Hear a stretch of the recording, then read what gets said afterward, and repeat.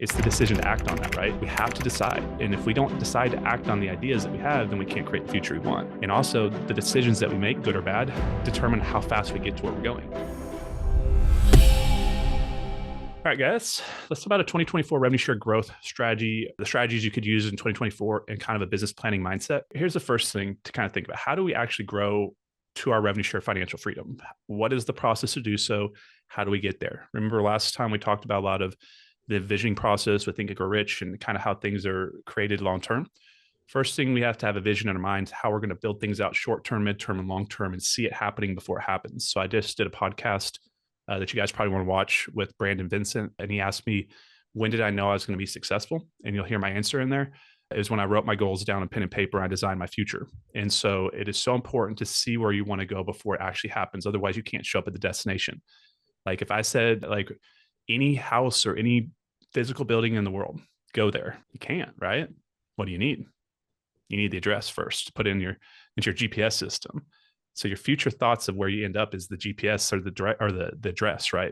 If you really want to think of it that way. So here's kind of how to think about a business short-term to long-term and how you guys will transition through the skill sets and where you might be currently right now. You go from attraction to duplication to financial freedom. So what you really want to think about, guys, and we're going to go mostly into number one here. First, you need to learn to attract agents. And that's what we're going to be going into today. So that's step one. Your business has to start with you. But this is really not an attraction-based business, even though a lot of people think it is.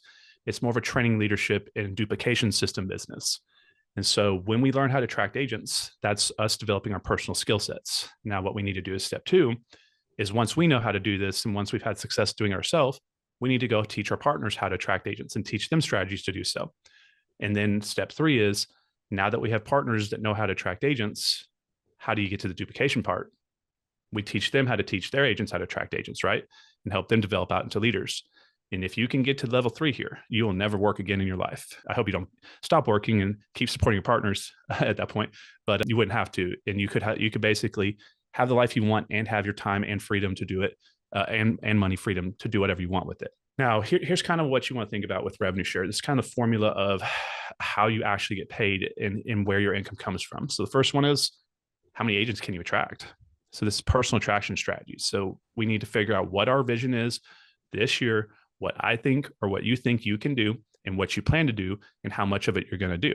So first is you need to develop a plan for personal attraction. Then also as you add agents, you can't just bring people over and pretend they don't exist. That's not the ending point, right? Now we have partners. Now we have to support our partners. We have to help them figure out how to get into EXP world and how to navigate the systems and making sure they know how to get to calls and get to links and find out, anything and everything, doing local events and just being there for our partners. You just heard Brian say he was able to help agents in his team get transactional income, but he also got what he wanted, which is icon status. So that's a win-win. It's an equal exchange in abundance and everybody's winning. And so if you don't care about your partners and you don't put time in to help your partners, then do you think they want to stick around you? Probably not. So it's the combination of how many agents that come in today versus how many stay through tomorrow.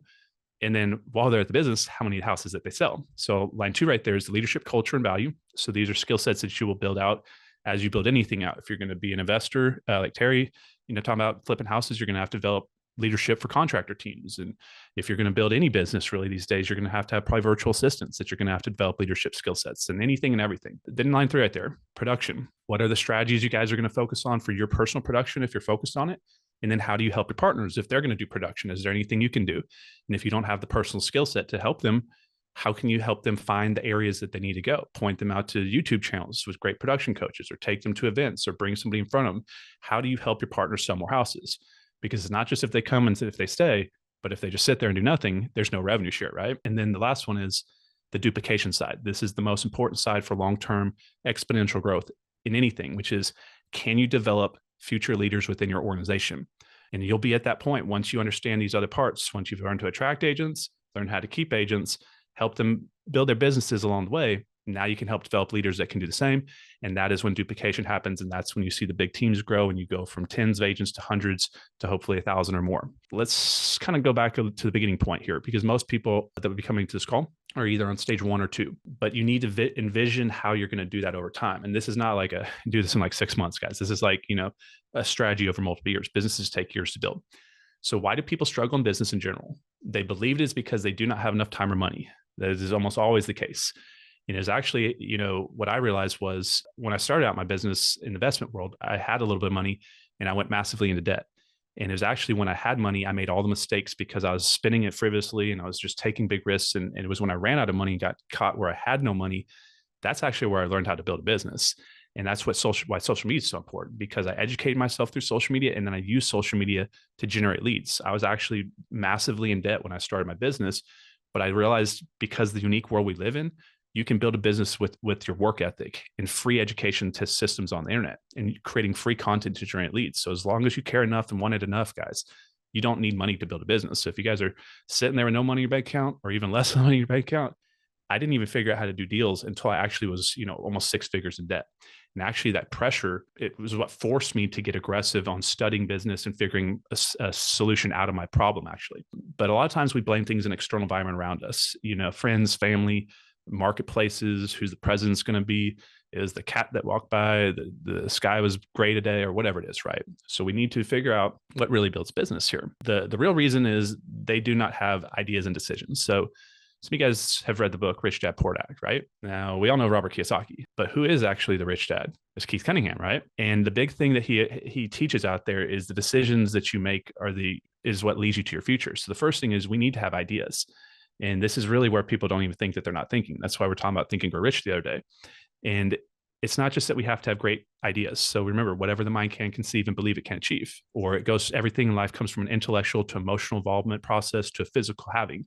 So first it's in the mind. What is the idea? What am I going to do this day, tomorrow, this week, next month, next year? What is the idea of how I'm going to move forward in time to accomplish what I want?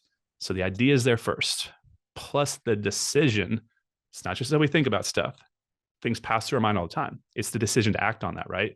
We have to decide. And if we don't decide to act on the ideas that we have, then we can't create the future we want. And also the decisions that we make, good or bad, determine how fast we get to where we're going.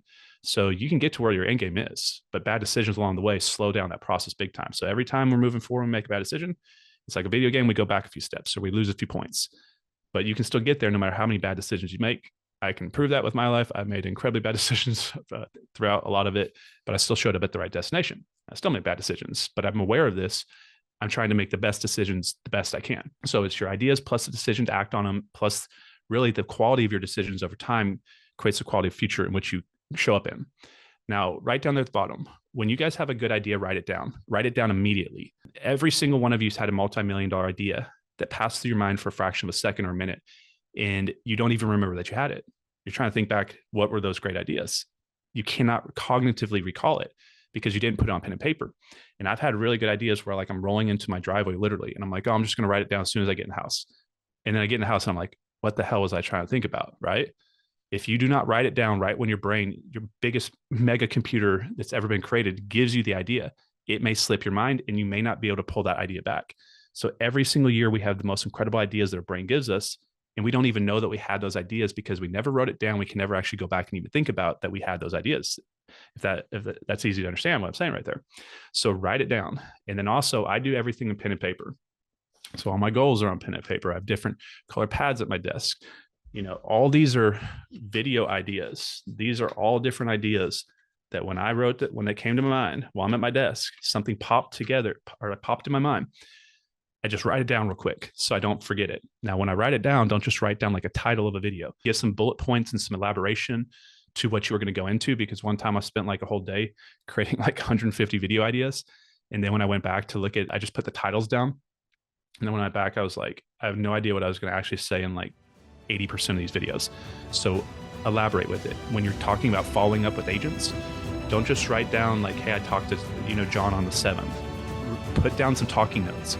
Hey, John was interested in this or that, or was not interested in this and that, or he's in a contract agreement until this date, or whatever it is.